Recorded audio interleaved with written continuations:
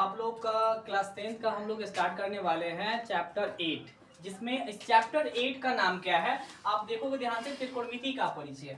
इसे हम इंग्लिश में बोलते हैं इंट्रोडक्शन ऑफ ट्रिगोनोमेट्री, यानी कि त्रिकोणमिति जो एक अलग आपको मिलेगा क्लास 10th में, उसके बारे में हम पहले उसके परिचय के बारे में जानेंगे कि वो चीजें है क्या और उसमें हमें क्या पढ़ना है।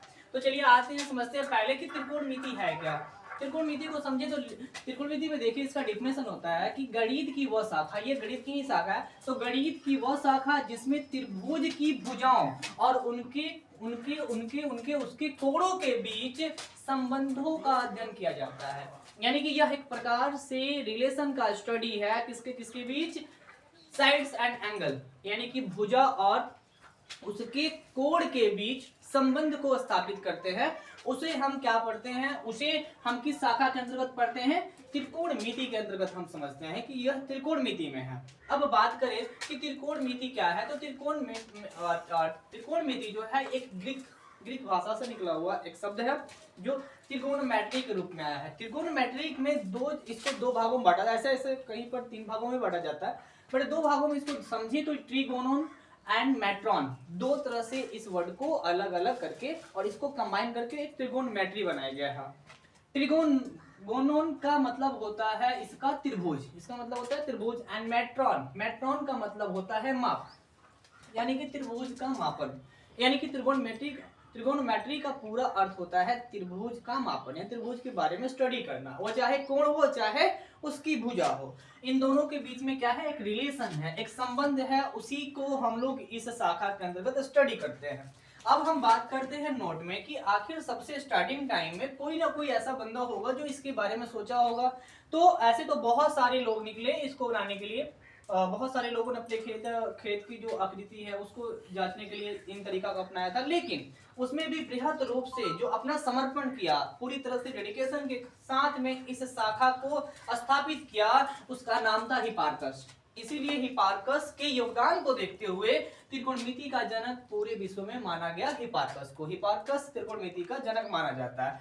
अब उसके बाद बात करें कि भारत में भी त्रिकोणमिति का हम यूज करते हैं, बहुत सारी चीजों को पढ़ते हैं, तो भारत के त्रिकोणमिति में योगदान देने का जो श्रेय है और जो श्रेय जाता है वो जाता है आर्यभट्ट को। इसीलिए भारतीय त्रिकोणमिति के विकास का जनक के रूप में किसे जाना जाता है, आर्यभट्ट को। आर्यभट्ट भारत के ये त्रिकोणमिति के विकास के जनक माने जाते हैं। इन्होंने त्रिकोणमिति में अपना बहुमूल्य समय दिया और उसके बारे में लोगों को बताया। अब हम बात करते हैं कि त्रिकोणमिति में चीजें पढ़ेंगे क्या। त्रिकोणमिति में हमें त्रिकोणमिति अनुपात के बारे में पढ़ना है, लेकिन एक चीज आपको क्लियर कर दे कि त्रिकोणमिति में आप किस त्रिभुज के बारे में पढ़ोगे। त्रिभुज हमारे पास अलग अलग प्रकार के बहुत सारे हैं, हम इसमें विशेष प्रकार से एक ट्रायंगल के बारे में स्टडी करेंगे जिसको हम लोग राइट एंगल ट्रायंगल बोलते हैं, जिसे हम समकोण त्रिभुज बोलते हैं। यानी कि समकोण त्रिभुज के बारे में ही पूरी तरह से इसे अध्ययन के रूप में हम लेंगे। अब हम बात करते हैं कि त्रिकोणमितीय अनुपात क्या होता है, यानी कि ट्रिगोनोमेट्रिक रेशियो क्या है। तो किसी न्यून कोण के सापेक्ष, यानी कि कोई भी न्यून कोण के बारे में आपको पता होगा कि वैसे एंगल्स, वैसे कोण जो 90 डिग्री से क्या हो, कम हो, उसे हम क्या कहते हैं, न्यून कोण कहते हैं। तो किसी न्यून कोण के सापेक्ष भुजाओं के अनुपात को, यानी कि न्यून कोण के सापेक्ष भुजाओं के अनुपात को ही त्रिकोणमितीय अनुपात कहा जाता है या त्रिकोणमितीय अनुपात कहते हैं।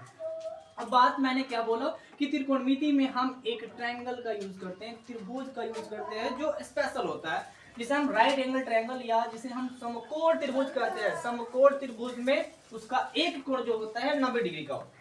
समकोण त्रिभुज की थोड़ी सी बात आपसे कर ले तो समकोण त्रिभुज को थोड़ा सा यहाँ पे बारीकी से देखिए कि इसमें जो सबसे बड़ी भुजा होती है ना, इसे हम लोग कर्ण बोलते हैं। इसकी सबसे बड़ी भुजा को कर्ण बोलते हैं, इंग्लिश में बोले तो हाइपोटेनस बोलते हैं। उसके अलावा हम लंब की बात करें, जो यहाँ पे परपेंडिकुलर देख रहे हो आप लोग, ये इसे लंब बोला जाता है, यानी कि जो 90 डिग्री के साथ लगा होता है इसे हम लोग लंब बोलते हैं, ये खड़ा होता है। दूसरा नंबर हम नीचे देख रहे हैं कि ये आधार है, आधार को इंग्लिश में बेस बोला जाता है। इसे हम H से डिनोट करते हैं, इसको हम लोग P से डिनोट करते हैं और इसको हम B से डिनोट करते हैं।